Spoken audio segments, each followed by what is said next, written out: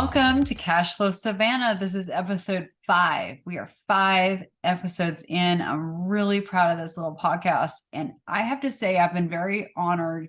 I've spoken with a few people recently. We had a property crawl last week, and I had several people say, hey, I learned something. And may I just say that that is the greatest compliment that I want from this project that Chandler and I have going on is we're here to learn, and we're also here to teach. One, we're here to teach you about the market in Savannah and what we're doing to make it better and better every day. But our guest today delivered. If you listen to this episode, you will learn more than one thing. Did you learn a few things, Chandler? I learned more than a few things. I don't know everything, but I sure can ask a ton of questions. So that's why I love doing this podcast. Yeah, So today's episode, we had Anna Lee. She's actually a personal friend of mine, but she's in the real estate investing world. And that's how I met her as a fellow investor. She does things very differently than me, but she also does a lot of things better than me. One thing I do want to point out that I didn't think about when we even asked her to come on is that not only does Anna Lee know a lot about working with virtual assistants and growing your business using them, she's really becoming very quickly an expert in AI. yeah, for sure. AI is something that I haven't dove quite deep into, but after listening to her, I'm definitely going to listen more about AI. Please join us as we talk to Anna Lee in this interview. And if you like the content and if you have more questions, we really encourage you to reach out. Let us know, what kind of guests do you want to hear about? Did you like learning about virtual assistants? Do you want us to do an episode just on AI? How about wholesaling from outside the country? Because that's what she does. Anna has a lot of information here for you, and we really hope that you enjoy this episode. So without further ado, this is episode 5. Thank you for having me. I'm super excited. Absolutely. Anna and I met as part of a group of female entrepreneurs that are primarily focused on real estate. And Anna, you and your husband are very active real estate investors. And since our show is primarily about that, can you just kind of give us a background on your real estate journey? Sure, absolutely. My husband and I started back in 2016, 17. My husband was let go from his W-2 job because there were a bunch of layoffs, and that was a blessing in disguise for us because he started in real estate. And we started with flips primarily and kind of ventured out to more long-term rentals with Burr model. And then later on, I opened up a wholesaling company to source our own deals. So we continue to flip, rent, short-term rentals, everything in the book. You have large skill set. Anna, you're also in Pace Morby's group for creative financing, and Anna has taught Chandler and myself actually several tricks for getting houses under contract and closing them very creatively. So you definitely know your stuff, and you have some long-term rentals as well in Philly. Is that right? Yeah, we don't have as much in Philadelphia specifically. We kind of like to stay away from the city because any major city kind of has a lot of requirements on bureaucracy. We have a pretty corrupt environment too. So we try to stay away from the city, and we're more in suburbs. We kind of identify our niche market in the suburbs. And by the time we are done with rehabs, we are actually always getting a higher appraisals than we anticipated. But it's also a disadvantage because then we can't buy at certain prices that we wanted to. So it's a kind of a double-edged sword. And we just like that we're still able to buy something in below 100s to just mid 100s, right? And kind of get appraised value of 2 to 250 and 300. So it's our kind of ideal market there. That works out perfect. We used to be able to find 100 and 150. Now it's getting kind of tough. Yeah, it's kind of fewer and fewer markets in US in general where you can still get those prices. Mm-hmm.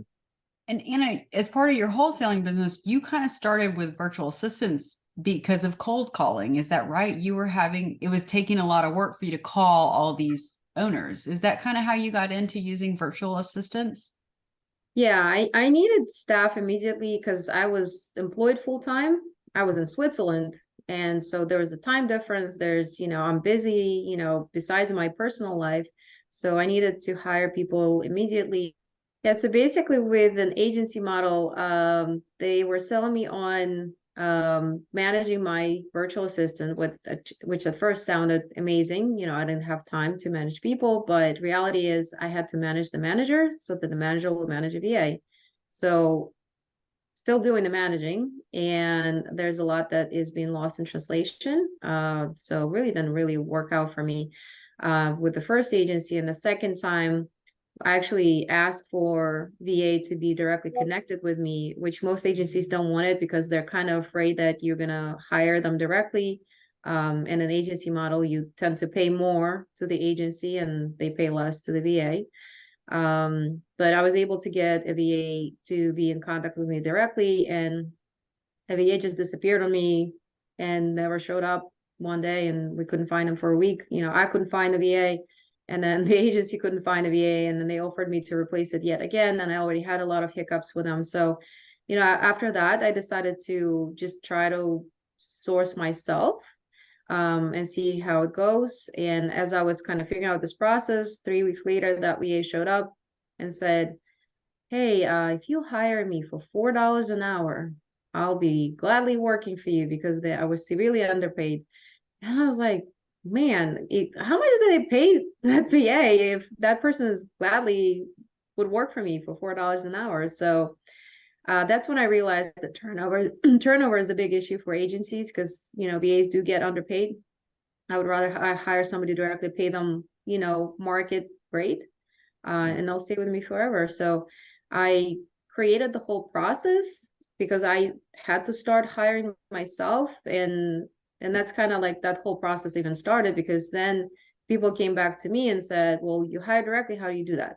Right. So that's when, Julie, you remember you and I were sitting, you know, in Yeah. one of these calls, and somebody said, like, "Why don't you create a course?" Right. And that's essentially how it all started. Well, Anna, do you remember what you were paying the agency versus what they were paying the VA? Do you remember those numbers? Yes, I was paying the agency $10. I actually was able to negotiate with an agency because the initial starting rate was 12. And I presume that they paid the VA a $3 rate or a $2 Wow. rate. So yeah. So you're And paying 10 to 12, they're paying them 3 to 4. exactly. Yeah, If they're lucky. I ran the math. Even if it's a difference of $5 as a full-time VA, as an owner, you'll save probably about $10,000 a year if you go direct. So that's why when I created, you know, the course, and then people started coming back to me and asked me to help them source, you know, all I did is just a one-time fee because I just get paid for my time, essentially for my process and my time. But that way, that whole sort of markup does not end up being on the customer end of things because, you know, 10 grand a year, you can deploy that to marketing, lead generation, whatever it is. So can you tell us a little bit about your process and the hiring process that you go through? Sure. So, what we do is essentially the whole model where we create a sourcing sort of kind of process from start to finish, right? I normally talk with a business owner just to understand who they're looking to hire. And sometimes one's idea of who I need to hire kind of just changes a little bit as we have a conversation.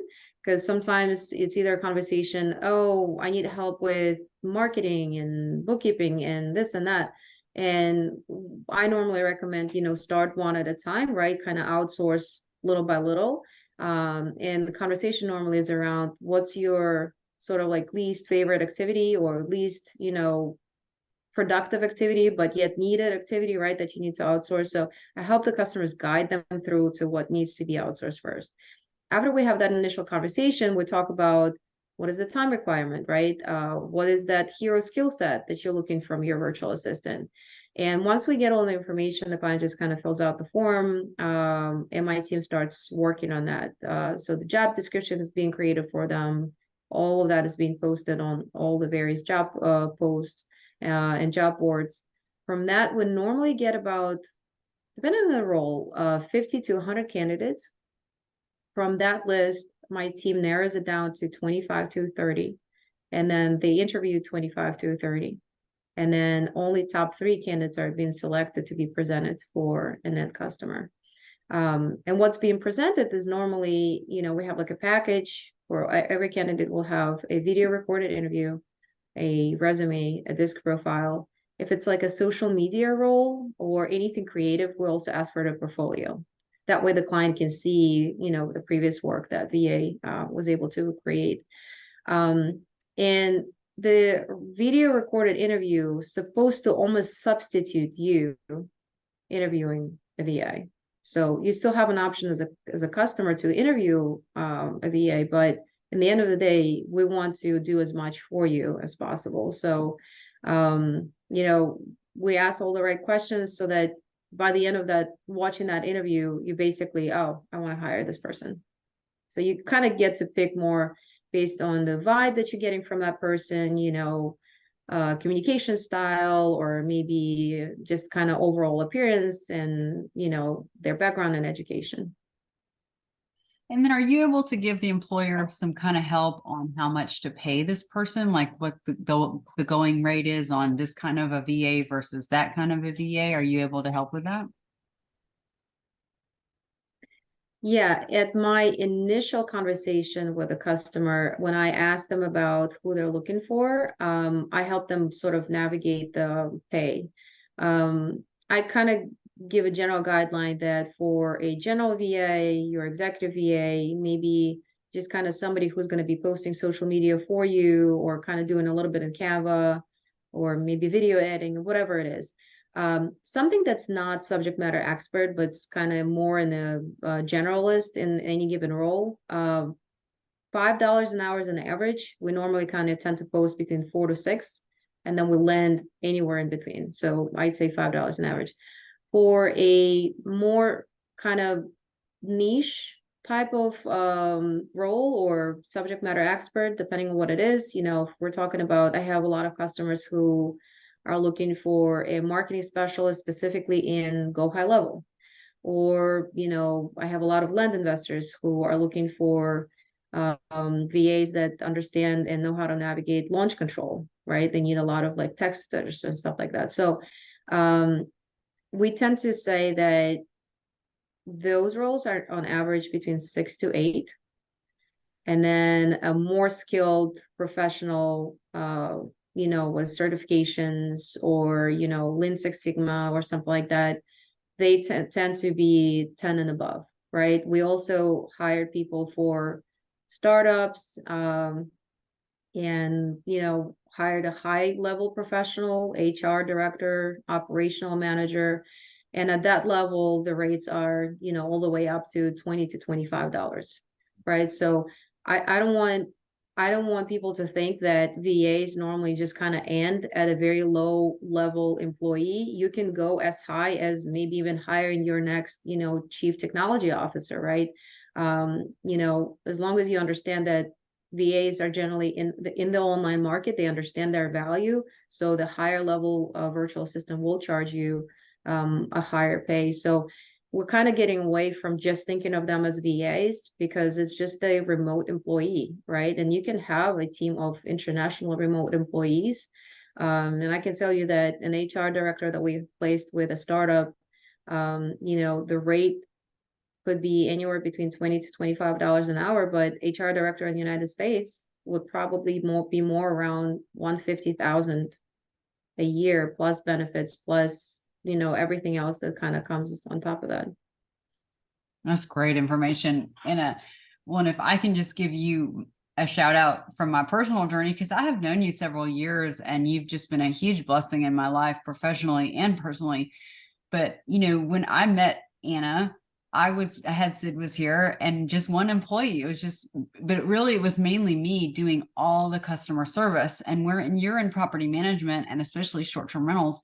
It's a 24/7 job. And I was juggling everything almost by myself. I did have someone that would help me, like when I traveled, she would help, but I felt bad, because she already had a pretty big job on her own with the finances. I hated to add to her the customer service aspect, but I did need help. And so I met Anna and you came up with the course and you launched it and you said, hey, will you review my course for me as a learning project? And it was was like an ultimate truth for me. It was like there were angels singing when I was watching your course. And I can't even say enough good about it, because you really take the viewer through, you know, what is a virtual assistant? Where do you find them? How can you source them? How do you treat them? How do you pay them? This is how I pay them. And the reason I pay them using this website is because it's the lowest fees for yourself and the virtual assistant. You know, these are things as employers that we need to know. And the other thing that you really taught me was being very specific in my ads. And I started doing that. And at first I just hired someone with customer service. And I learned very quickly, and this is just specifically for Sid was here, I'm not sure it might appeal to everyone, but I learned very quickly I could put in my ad, I want someone that has worked in the short-term rental world. Well, within a few months, I had hired a virtual assistant that was a supervisor at Airbnb, and they were unhappy because they were being mistreated. And another one that I've hired was a bookkeeper, best one I've hired as well in the bookkeeping department. And she was very unhappy with her other company. It is a US company that you would know. And she hadn't been paid in weeks. And I hear this story over and over. And so because of your teaching, Anna, I've learned to, you know, hire them correctly, pay them appropriately and on time, and really take care of them. And they are loyal. I mean, we have very low turnover because I believe we bring them in as part of the family. I mean, we love them.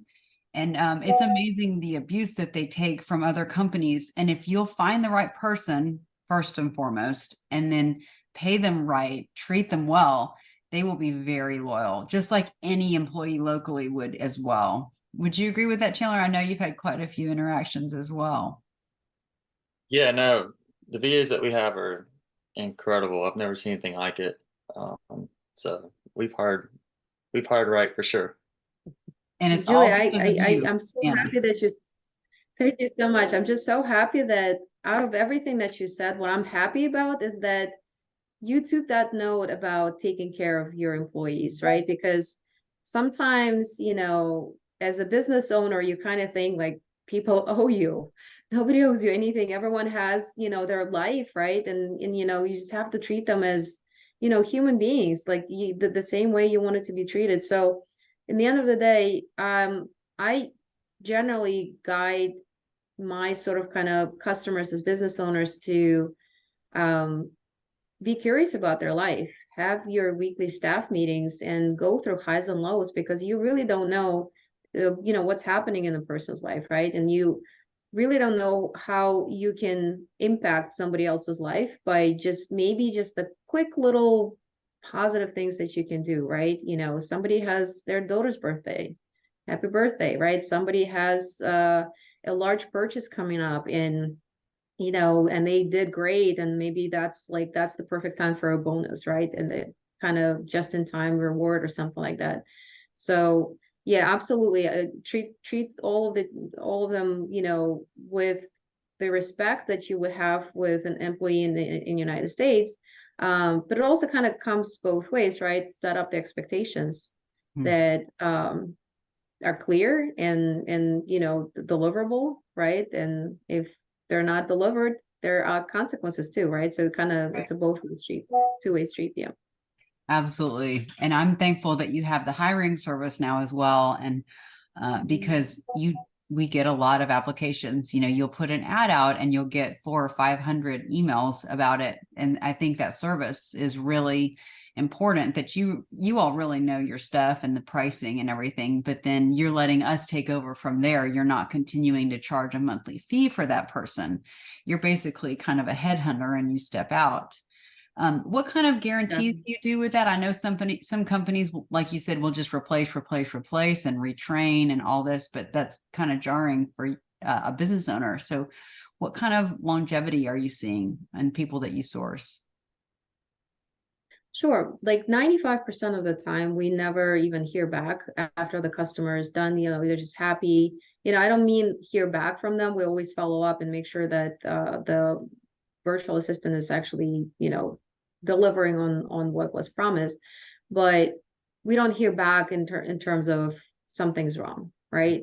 But we're in the business of human personnel, right? So, you know, humans are different, so we're kind of act different. And sometimes, you know, sometimes you'll have people slipping through the cracks where during the interview, they're presenting themselves amazingly, everything was great. And then, first week, second week, something happens, right? Maybe they were late, maybe they didn't show up or something like that.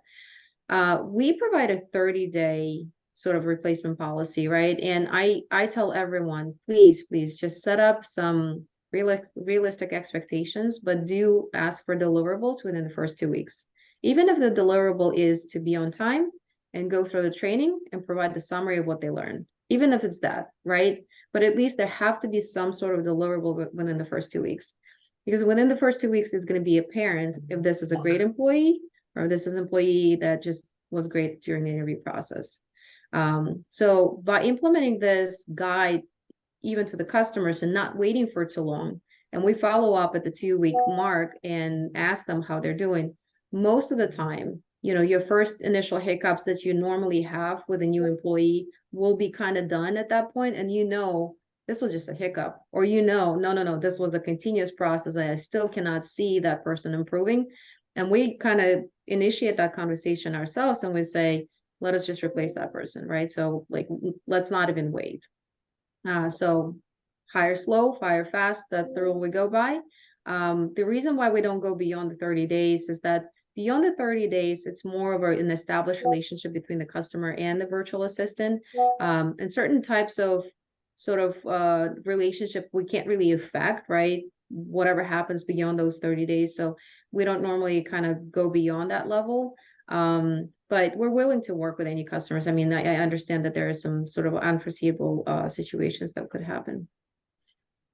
So can you take us through like after you hired them, like what do you do to train them? What's kind of the easiest process that you found? So as we deploy all of our virtual assistants directly with the customer, we don't provide any type of training specifically. And actually that's on purpose. When I went into this and I was deciding how to provide the service in the best way possible, I actually interviewed a lot of the people who work with virtual assistants. And majority of the people would say the training that is provided by an agency is not what I need. It's sort of kind of there, but it's not what I need. So I still have to train them. So in the end of the day, they miss out on training. Normally happens about 2 weeks, right? That's the standard practice for a lot of people. So they hire them, they pay them for the 2 weeks of training, and it's kind of sort of there. Let's say like you have a cold caller, so like they teach them how to call people and, don't take no for an answer, but there's just so much more that depends on the personality and, on nuances of your own business that you still have to train them. So that 2 weeks from the agency, and then 2 weeks on top of that, you have to train them, kind of takes away from all this time. So I made it clear that we are not providing any training. The training is done by the customer themselves. But what we do look for, we'll look for people with experience, right? So Julie, you mentioned you're looking for a property manager for short-term rentals. So if we have a customer that looks for that, we don't just post looking for a customer service representative. No, we just say we are looking for somebody who has a short-term rental experience, and we don't even interview. If they don't have that, we don't even interview for that process. HR, same thing. Some customers want them to be Six Sigma Lean certified. Do you have that? No, we don't even interview. So our interview process itself, or just kind of sourcing process itself, is so rigorous. And by the time we get to the interview, we already know who the person is and just kind of validate their experience and looking for their responses.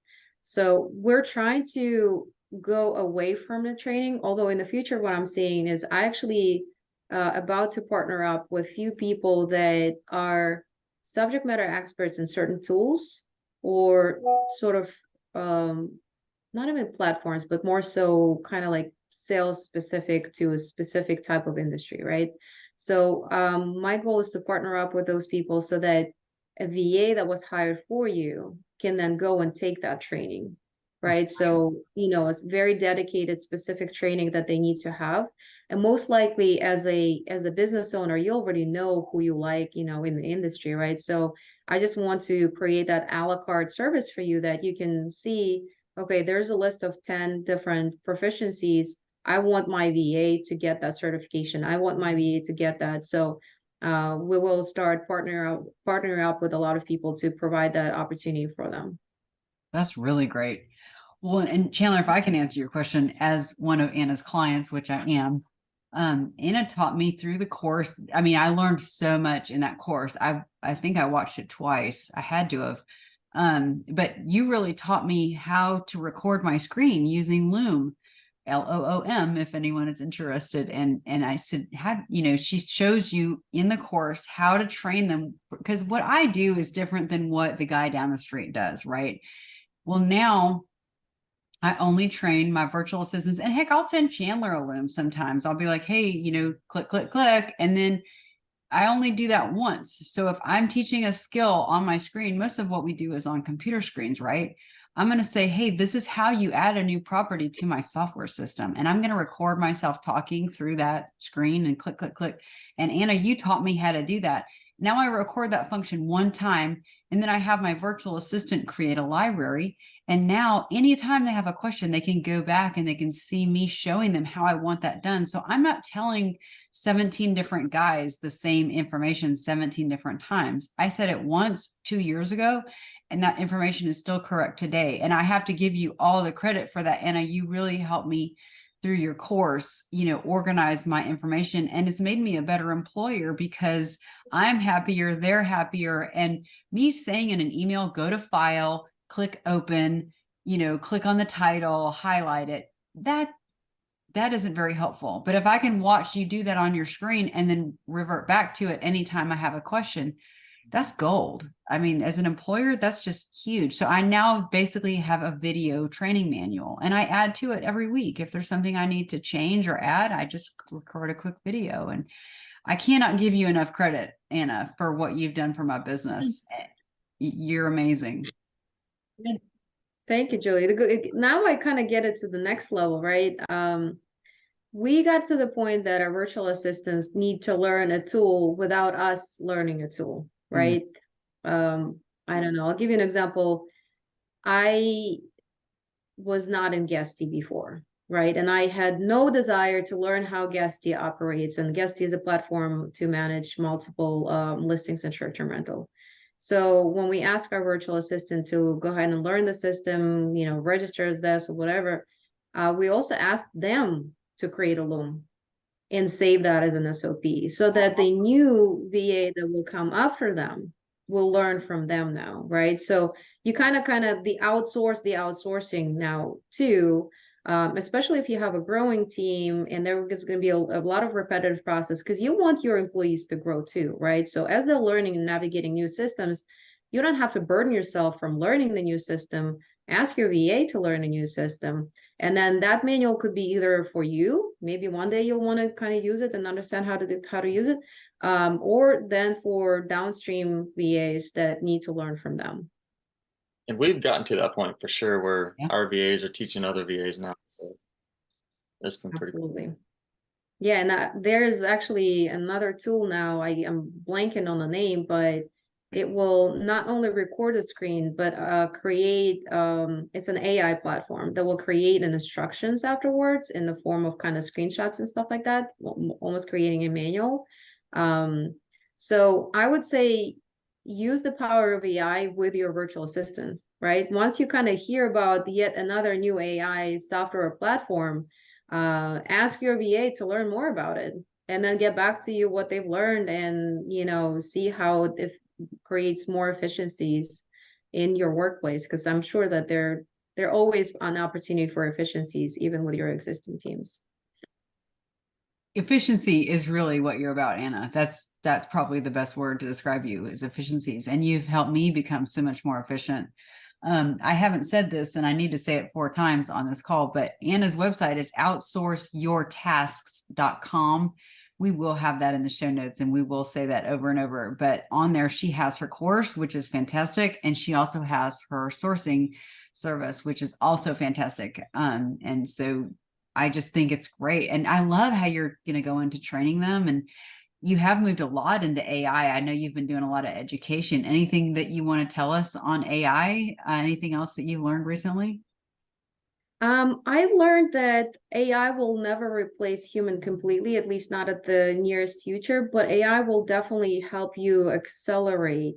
So I normally say use the combination, like this is your power, like in a nutshell, virtual assistant plus AI, Mhm. right? It's whatever it is. I mean, everyone at this point is using ChatGPT. ChatGPT is launching so many plugins at this point with their paid version that I mean, I even go beyond the level of your work, right? We just recently got a request for a very much of a personal assistant, like a very busy individual. She just needs help with grocery shopping, ordering furniture, just kind of setting up their life, like family life together, scheduling massage appointments and all of that. So just she just needs a VA that will just take care of her life.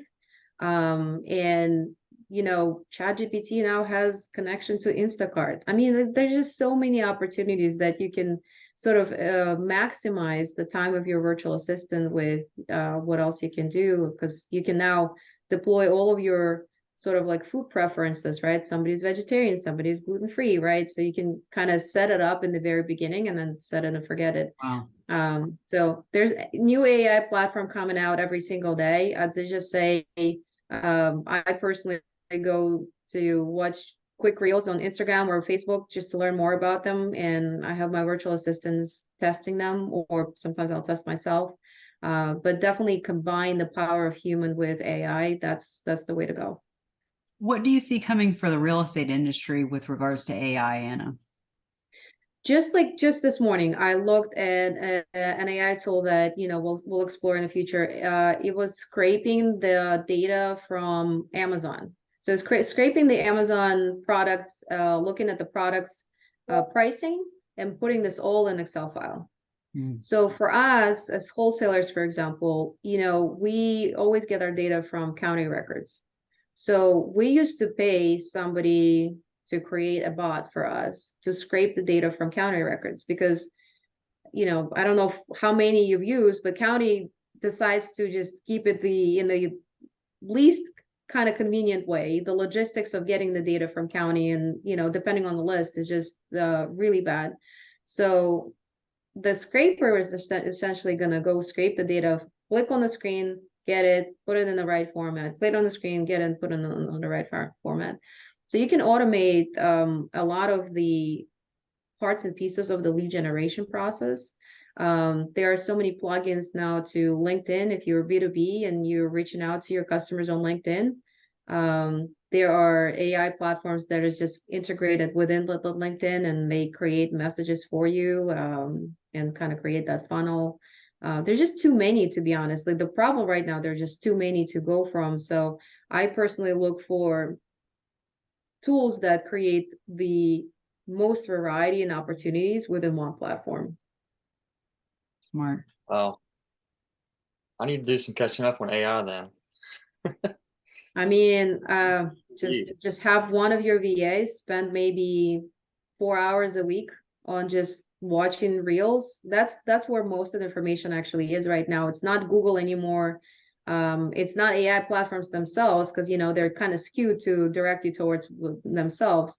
So there are a lot of people that are actually making money on just posting information about different AI platforms, right? Because there's just so many of them and they need to get paid somehow. So there's a lot of affiliation that's happening. What's good about it, they will test it, they will show you what they're doing. So then you can kind of define, like, am I even interested to going after that and trying it myself? But if you have your VAs dedicate, even an hour a week, just like find the best things that you learn that will help us in this industry or help you, and then present me the summary of like top 5 and go after them and learn. That would be amazing. What do you mean when you say reels, Anna? Oh, reels are just short videos on Instagram or Facebook Okay. or probably TikTok. I don't use TikTok myself, but because there's Guys, already enough information. Yeah. So it's not a long video, it's a very short video, normally up to a minute. mhm. But what I like about it, in that short amount of time, they give you like the most amount of information about a tool. It's like reading all the newspaper headlines. You just get the synopsis. Sort of like, Smart. yeah, sort of like that. But you kind of scroll. At this point, the algorithm on Instagram knows that that's all I'm interested in, so they only feed me with all of those videos. You can get sucked into those reels and just be an hour later, you're like, oh man. Exactly. So I only do that, very sporadically, just to catch up. Well, real estate's a tough business and things change every day. And as things change in our economy every day in our market. And, it's always, we want to know what's coming ahead. If we can see around the corner a little bit, we can be ahead of the next guy. And Anna, you as a wholesaler, for example, it sounds like it's really allowed you to kind of keep an edge against your competition. Would you agree? We have a lot of wholesalers that listen to this podcast. Absolutely. Yes. You always want to go a very unique way or a different way or more efficient way. There has to be something different about what you're doing from everyone else. Because there's just, again, you're right. There's just so many of us. I'm a firm believer in abundance, right? There's going to be enough for everyone. So I'm always kind of helping out when we are in the masterminds or connecting with other wholesalers. What else is new? Like, well, what are you doing and what is everyone else doing? Because I picked up a lot of knowledge. You mentioned Pace Morby, like I connected with a lot of people there too. And what's good about it is just kind of sharing about all of that. But it's also being adaptable, right? Because there's something new every day that's happening. And from one hand, you almost want to ignore the noise, right? Because if you're going to be going after the shiny object every time, you're going to lose your focus. But from the other hand, too, if industry is changing, you don't want to be at the tail end of that, right? You want to be in the front of that and testing this out because, just because you were there 5 minutes, sooner than anyone else, maybe that's your windfall for the year, right? Or for the next 5 years. So So I want to go back to Go ahead. ways. With them like being kind of salesmen and communication, like how do you teach them? So those like salesman tips and like when you call somebody, how to sound professional. How do you like teach those to kind of like sound professional and know what they're doing? Is that tough for you or is it? So professionalism only comes with experience, right? The more they call, the more they understand what type of questions are being asked. I would say always empower your VAs, especially Filipino VAs that are very culturally shy, culturally, you know, I'd rather say yes than a no type of person. I always tell them, keep me accountable. Yell at me if I'm doing something wrong. Give me my feedback or something like that. So it means that in a sales role, if you have a question and you don't know how to answer that, come back to me. Like never just kind of take it away and say like, oh, I don't know, like I don't really feel, that I don't know my stuff or whatever. I'd rather for you to ask me than not know and not know how to answer that question. So I think a lot comes from the empowerment itself, but you also can't really put like a bookkeeper type of personality into a sales role, right? There's a reason why I asked for a disc profile.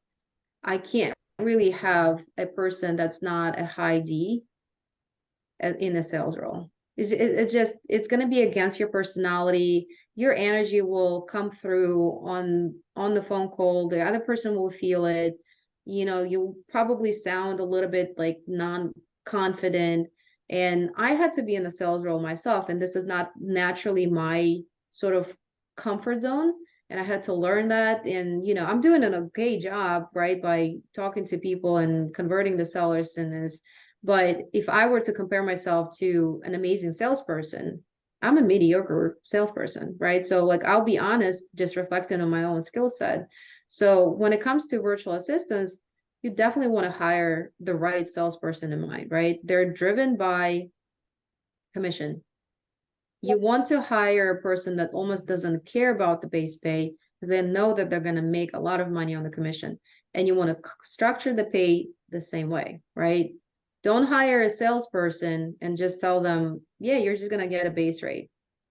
Salesperson needs to increase the growth rate of your company. So do provide the commissions for them, right? So, and then I've seen it over and over again, how people will cap a salesperson What a stupid idea. Why would you cap your salesperson? If they're bringing you more business, why would you not want them to make more money?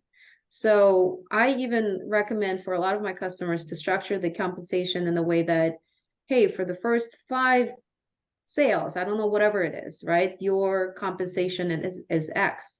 But for the next 6, 7, and all the way up to 10, it's going to be X times, whatever your number, 2, or whatever it is, right? They're inspired then within that month to deliver so much more result. And then the time resets the next month or whatever it is, next quarter, next year, whatever your metric is, but incentivize them to deliver as much as possible. And it definitely has to be a metric on, depending what your business situation is. In real estate, most of the time we earn either sort of like a markup in wholesaling, right? Or we have a commission as a real estate agent, or we just get a great deal, right? So depending on that markup that you see, you can also kind of structure it the way, the higher the markup I get, the higher your commission is, right? So why wouldn't you want it to be integrated in the same alignment with your profitability? So I'd probably say that hire the right person and incentivize them the right way for sales roles. It's great advice.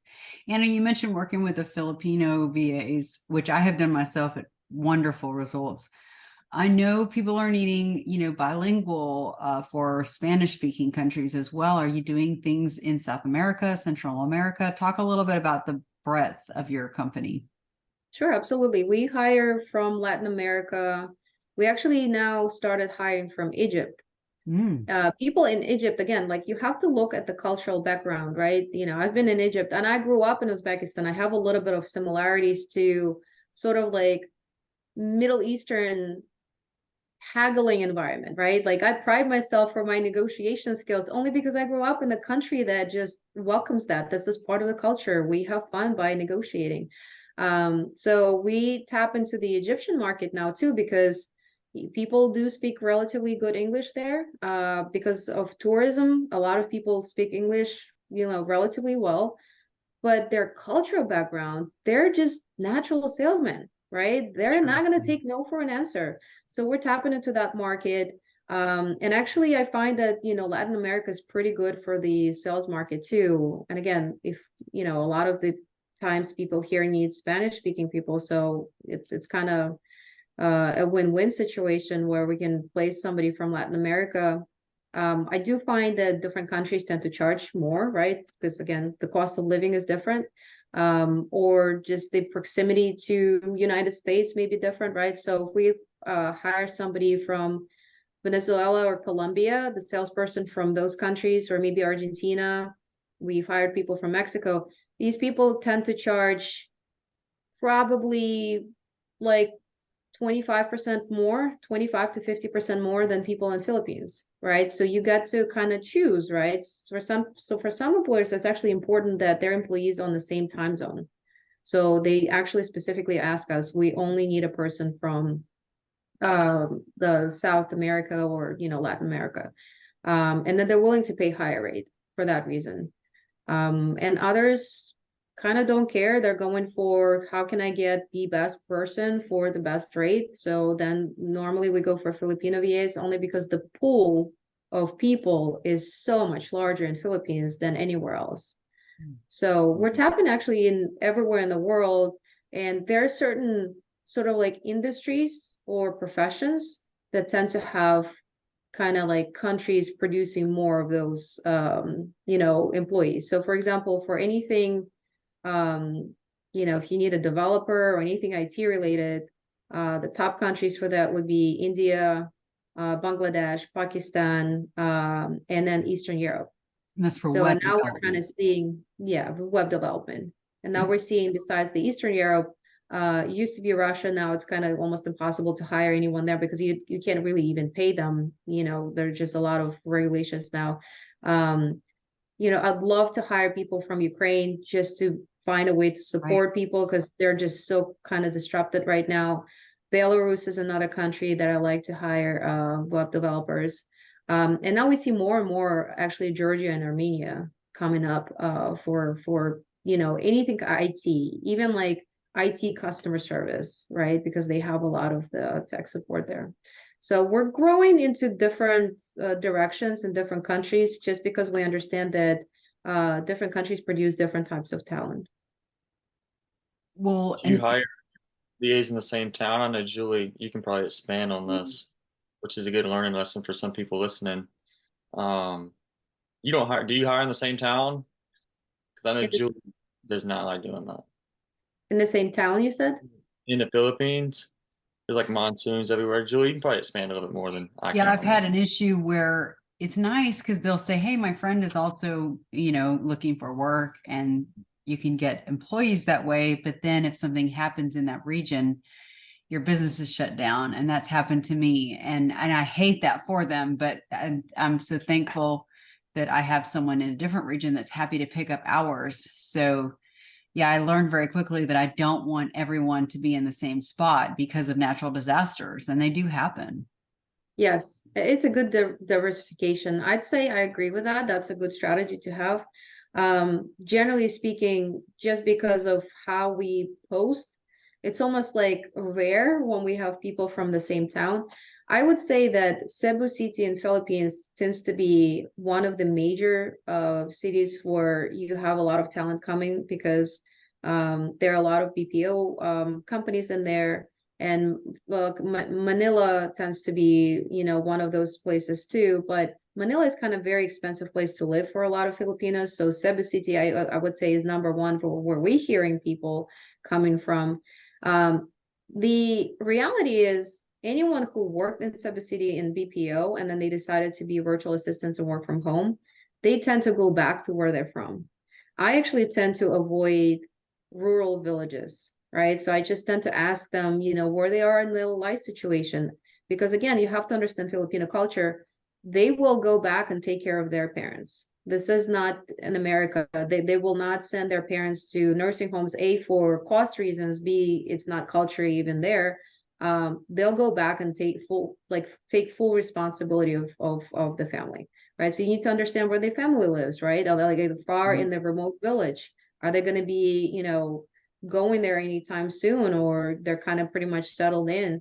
We take a lot of during the interview or even before the interview process, we take a lot of these personal questions because depending where they are in their sort of life in general, they may get busy with certain personal life situations where they may not be like a stable employee for you too. It may not even be a great opportunity even for them, right? Maybe they're better off with a part-time work with, a couple of people here and there, and gig time work where they can just select when they work on that and not work when they can't. Well, I know there are sites out there like Fiverr and things like that where you can go get someone for piecemeal projects, and they probably do work and live in these countries that Anna is discussing.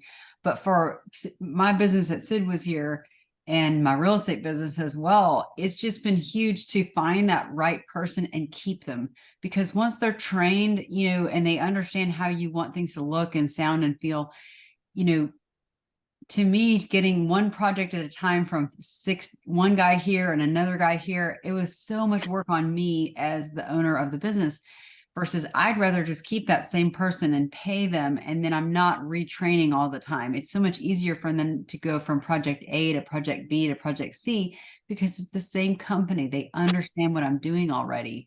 So we do have times when it's some downtime. It's not as busy as other times. And I keep those employees. They're very valuable to me as long-term employees. They're much more valuable in the long term than they are just, oh, they finished that project, let me save some money. No, I'm going to need them in the future. So that's another thing that you've really helped me do. Because Anna, before I met you, that's what I would do. I would outsource one thing at a time. And sometimes I was happy with the results and sometimes I wasn't. Well, they're on the clock, they work for me, so many hours a week. I just say, hey, Right. let's keep working on this until it's done. Okay, now I want to change that website. Like you spoke about web development. Well, thank you. The website is great today. Well, 6 months from now, maybe I want to change it. Well, I still have the same guy that built the site on staff, and it's very simple for him to go in and make those changes. So I just cannot give a big enough shout out to outsourceyourtask.com. Like you have just been a huge help to me personally and professionally with these employees. And that's how you grow, is you stop doing everything yourself.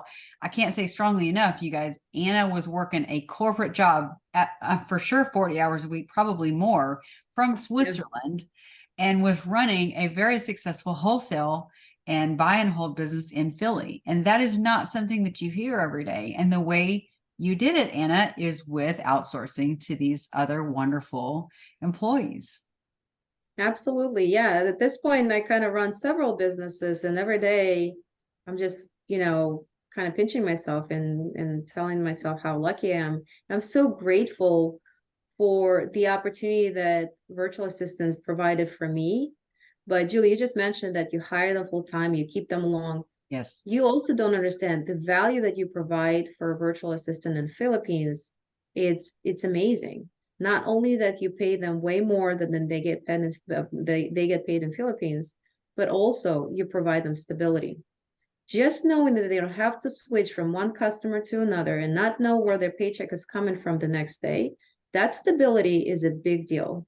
And I know that firsthand because I grew up in a country that is a developing country. And then, one of the primary reasons why we came to the United States is that there is that kind of level of stability that you can expect, right? Even if I, lose my job here, I can go and find it there and I'll work there for a few years or whatever. The stability here is more prevalent than it is in developing countries.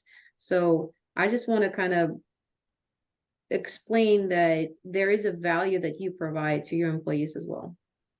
Absolutely. And they have told me that too. They're like, I love that I have steady work, and, like, it's so important. We all need stability. Right. So Anna, where can we find you at? Yes, so if you go to outsourceyourtasks.com, you can read more about our company, what we do. You can set up a free demo session with me and I'll jump on the call with you and talk more about it. If you want to follow me on social media, it's handle at outsourceyourtasks anywhere on Instagram, TikTok, or Facebook. Thank you so much, Anna. You've made a big difference in my business. And I'm sure that, some of those that are listening to this are learning some really great tips for you. So we really appreciate your time today. Absolutely. Thank you so much for having me. Well, that concludes episode 5 with Anna Lee. I call her the VA Queen.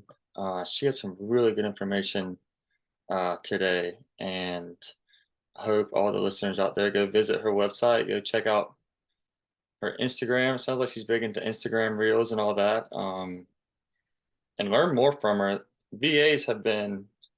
I'm new to VAs when I started working with Julie, and they are the best thing ever. Wouldn't you agree with me, Julie? We have the best staff. And I didn't get a chance to say this during the podcast, but I get very offended because I'll have people call and they'll say, was that a virtual assistant that I was talking to? They'll say that. And I said, and you know what I say every time, and this is the truth. I say, you are speaking to one of my employees. Like, don't act like they're less than or at all. They are greater than me. They are greater than Chandler. These guys are they take care of us. We take care of them, and they take amazing care of our customers and our vendors. So, but yeah, that was a great podcast. Enjoyed learning about that. If you want to listen to more, go to our page and find the other 4 episodes. Please review, like, comment, spread the word that we're trying to get this podcast out and get it going. So thanks for coming, and we'll see you on the next one. Thank you.